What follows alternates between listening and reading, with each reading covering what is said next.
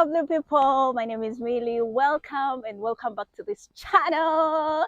If you're a returning viewer, thank you so much. I love you. And if you're new here, man, consider subscribing into the family. Join the fun, okay? Okay, so guys, it's been a minute, I know, but hey, we are back. So I'm going to be sharing with you guys the few tips I know on how to come to China, right? Yeah, I have 4 of them, 4 or 5 around there. But I'll start with the one I am well conversant with, right? You said never let me go. And that is through studies, guys. Yeah.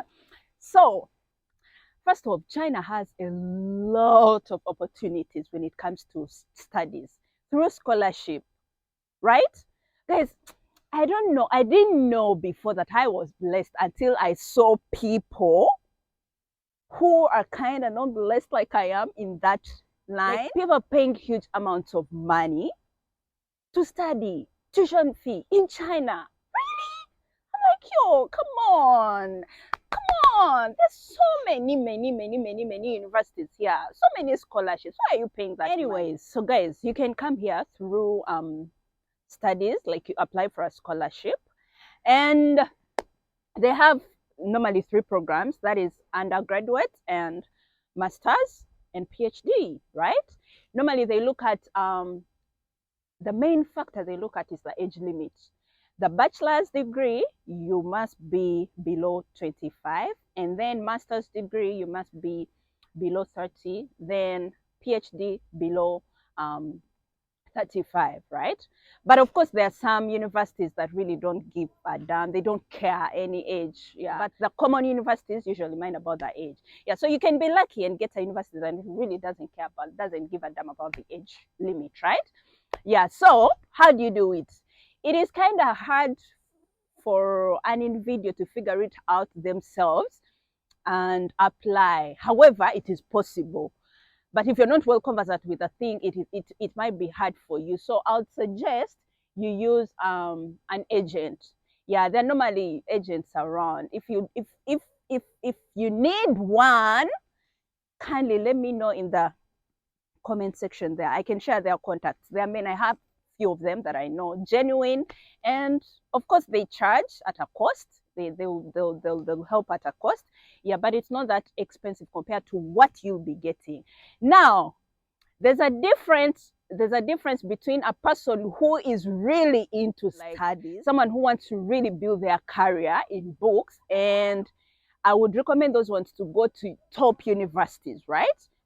But if you're not into books, you just want to find a way, you know, the kind of hustle life, if I may say, for the lack of a better word, average universities are okay for you. So normally the quality, good A universities, they normally consider the merits. Of course, you should be having a high score, right? And then the average universities, you can come in with your average score, they give you the scholarship. Yeah, and then they're not so tight of, ooh, the books. Yeah, you know?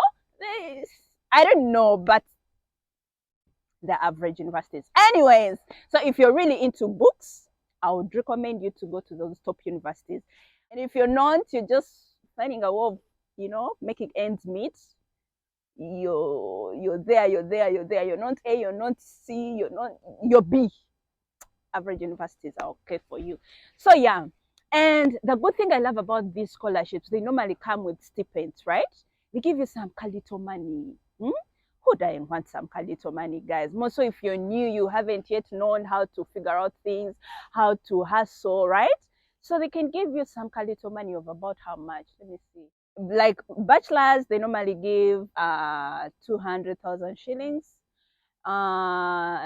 Masters, they normally give how much? 1 million, 1.5, around there. And PhD, they normally give 2.53, about there. I'm talking in shillings, guys. Yeah. And they give you the accommodation, they give you the apartment, they give you tuition. Yeah. So with that money, you can use it to buy food, right? as you're trying to figure out which type of gig should you do, how should you go about it. Yeah. So for me, I think that is a better opportunity. Anyway, so tip number 2, I say, guys, if you want the agent contacts, kindly let me know in the comment section so that I share them. Okay, so tip number 2, you can come as a student of Chinese language. Now, these people, I won't say they force their language on foreigners, but they're obsessed, with foreigners learning their language. So if you apply, if you say, if you show that interest that, oh, I want to learn Chinese, oh my God, oh my God, oh my God, they'll pour at you like, oh, you're the queen. Oh, wow, this is good. What? So there are so many opportunities of you learning Chinese if you want to come to China. And of course, still, they'll pay your tuition and they'll still give you some little stipend, right? So yeah, you can apply for a Chinese language. It is normally 1 year. After that, you go and apply for a work visa or for a program, a bachelor's, master's, whatever, any other visa, right? Yeah, but you come in as a Chinese language student, right? Hey guys, did I mention that the borders are open for students? Yo, guys, I'm excited because I remember before people used to ask, and I'm like, man, if you want to come here and ask and hustle, this is not the time, because you apply, they admit you, and then you study online. Who wants that when your main intention is hustling, right? So yeah, the borders are open, students are coming in. I know students who came in 3 weeks back, a month back, 2 months back. Man, come, let's hustle. Tip number 3, you can come as a tour person, right? With a tour visa. Of course, before COVID, the way I'm talking before COVID, as though I have the experience. But anyways, this is what I hear. Before COVID, things used to be kind of easy. So COVID spoiled everything. But anyways, things are getting back to normal, guys. So yeah, you can come as a tour person. They normally give 3 months, right? You come and be like, oh, I want to tour China. You go Great Wall, CJ what? Yeah. While you, in your mind, you know, man, I'm coming here to hustle. There's nothing I'm interested in your culture, something. But take it until you make it. You just need to hustle, find a way of entering here. Yeah, the good thing with China, once you enter, it is easy to kind of figure out things, right?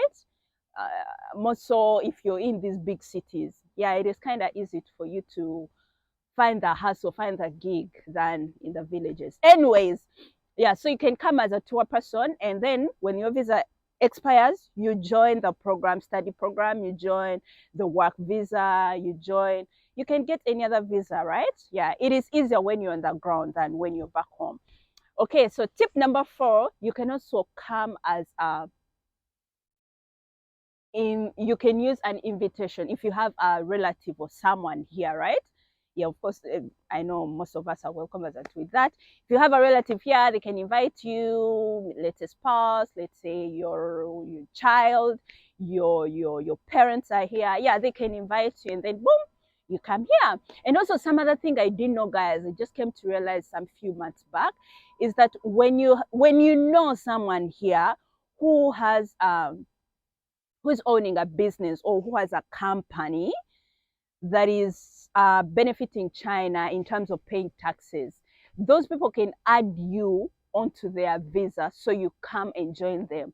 Let's say your husband is working here and he owns a company, you know, they can bring you as their spouse, as their wife, or your mother or your dad, something like that. Of course, it has to be a direct, what is it called?